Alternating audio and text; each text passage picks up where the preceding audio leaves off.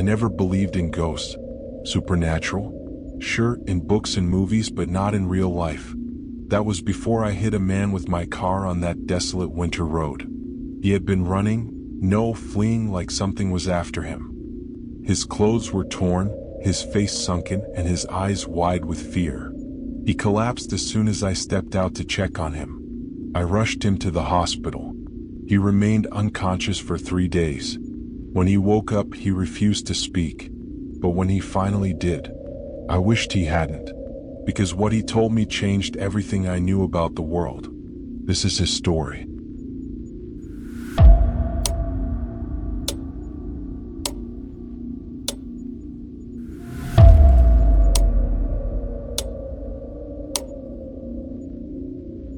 I was born into misfortune. My mother died giving birth to me, and my father raised me with my stepmother, who was never cruel but never wanted children either. Life moved on, and when I turned 21, my father passed away. My stepmother remarried, and I was left on my own. I took a job as a food delivery guy at a local food chain. The pay wasn't great, but it kept me afloat. One night, past midnight, I was returning from a delivery when I saw her. A woman, well-dressed but disheveled, her clothes torn as if she had fallen, or been attacked. She raised her hand for help before I could even decide whether to stop. She claimed she lived nearby and had twisted her foot. When I asked what had happened, she dodged the question. I hesitated, but something about her seemed desperate. I gave her a ride on my bike and dropped her off at her house. A massive place I had never noticed before. Strange, considering I had delivered food in that area for years. Before I left, she handed me a card. "Come to my office," she said. "Tomorrow or whenever you can." Days passed. One evening, I found the card in my pocket. It belonged to an upscale hotel specializing in home deliveries of continental food. She was the manager. My curiosity grew. A heated argument with my manager at work pushed me over the edge. I decided to visit her. The hotel was tucked away in a corner of the city I had never been to. The moment I walked in, she welcomed me as if she had been expecting me. We sat down for coffee, and then she made an offer, a delivery job, high pay, all in cash, but with strict rules.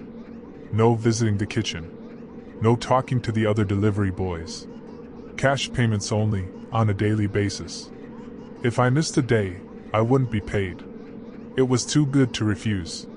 For 2 weeks, I worked there. I delivered 4 to 5 orders a night, all to places I had never delivered to before. The food was always packed in airtight jars, and the price was ridiculously high. My pay was excellent, but something felt off. I never met the cooks. The food came from somewhere unseen, always handed to me by a silent figure. The other 2 delivery boys worked the same way. We never spoke. We were ghosts in a ghostly system.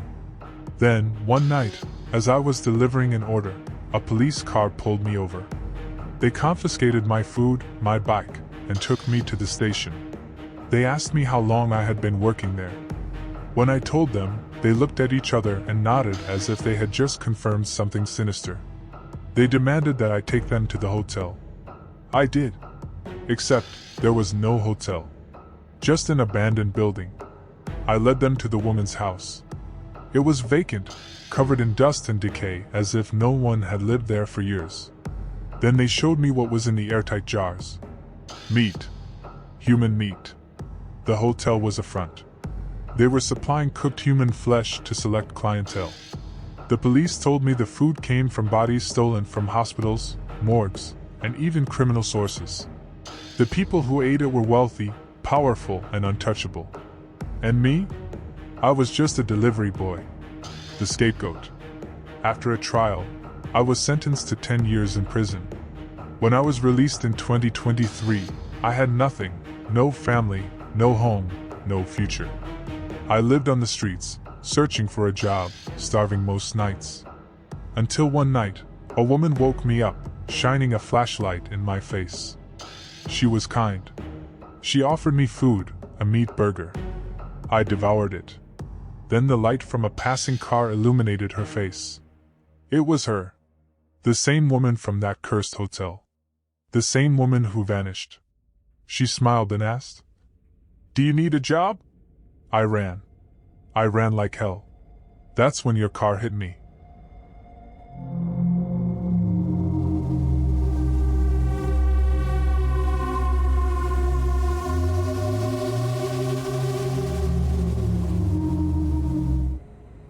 I listened in horror as he finished his story. His hands were trembling, his face drained of color. I wanted to tell him it was all in his head, that he was imagining things, that the woman was long gone. But then I remembered something. The burger I had brought him from the hospital cafeteria. He never told me he ate a burger. He only said meat. I turned pale. Did I just feed him the same thing he once delivered?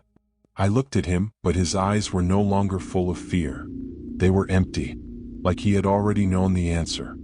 Feeling uneasy, I left the hospital, my mind swirling with fear and doubt. But as I stepped outside, my breath caught in my throat. A woman stood across the street.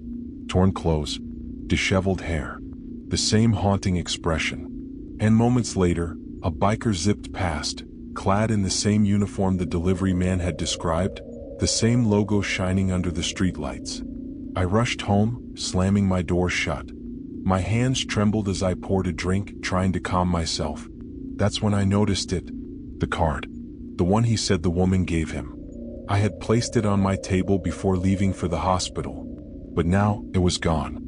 The next morning, I arrived at my office, exhausted and paranoid. As I sat at my desk, my assistant walked in and handed me an envelope. "Someone dropped this off for you," he said casually. I opened it with trembling hands. Inside was a card, the same card with an invitation to a restaurant, signed by a woman whose name I recognized all too well. My blood ran cold. They knew. They were watching me now. And soon, they would come for me too.